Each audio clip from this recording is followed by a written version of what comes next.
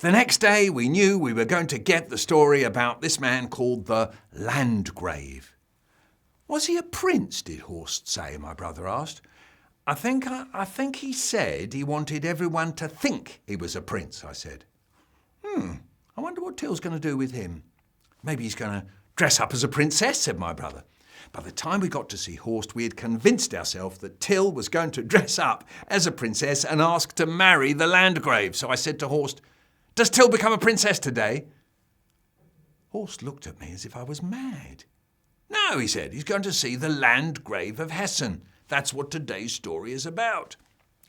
Till had heard that the Landgrave of Hessen was forever boasting about his royal blood.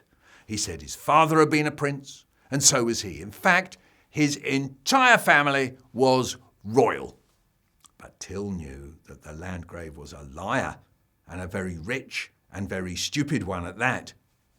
Till arrived at the Landgrave's castle in the town of Marburg.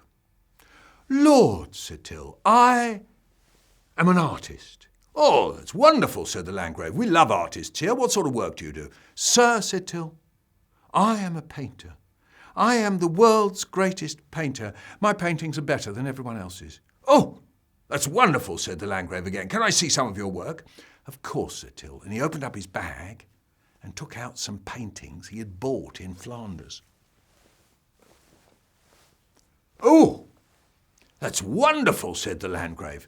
"Look, painter, sir, how much would you charge to paint on the wall of our castle hall the story of the Landgraves of Hessen?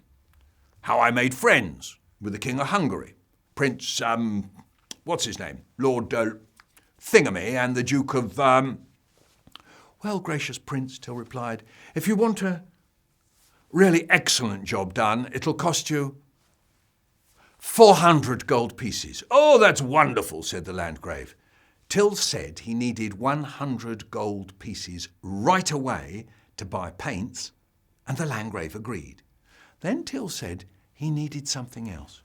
"What I need," he said, "is complete peace and quiet while I'm working. I don't want anyone to come in where I'm working or even ask if they can come in." "Oh, yes," said Landgrave, that's fine, that's wonderful." So Till took over the castle hall, and no one ever disturbed him or came in to look, and he worked for 1, 2, 3, 4 weeks. By now the Landgrave was dying to see how his painting was getting on. He kept wondering, would it really be as good as the paintings Till had shown him when he first came to the castle? At last the Landgrave shouted through the door, "Oh, Master Painter, sir, I really would like to come in and see how my painting is coming on." And Till came out to see him. "Landgrave, sir," Till said, "you can come and look now, but first I must tell you a secret about the painting. Some people will not be able to see it. They'll look at it, but they'll see nothing." "Well, what kind of people?" asked the Landgrave. "Liars," said Till. "Liars won't be able to see my painting at all." "Oh, that's wonderful," said the Landgrave, though he did wonder just a little if his lies about his royal family would mean he wouldn't be able to see the painting. Till took the Landgrave into the hall. A pair of curtains covered the painting.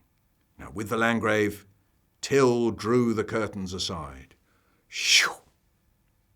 The wall was completely bare. "Most noble Landgrave," said Till, "look at this marvellous painting with its wealth of detail and beautiful colours. See here in this corner I've painted the very first Prince of Hessen. See here how one of your forefathers met the Pope. And here the Princess of Bavaria who married the Emperor Adolphus, and his son Prince William, and all the princes, all the way down to your good self, sir. Here, sir, in this one painting, the whole story of the Hessens is told. Who could do anything but admire it?" The Landgrave looked and looked, but he couldn't see a thing.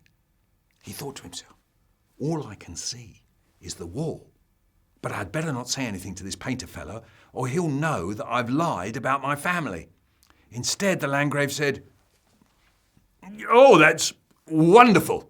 Clever, Master Painter. You've done a wonderful painting. I have to say,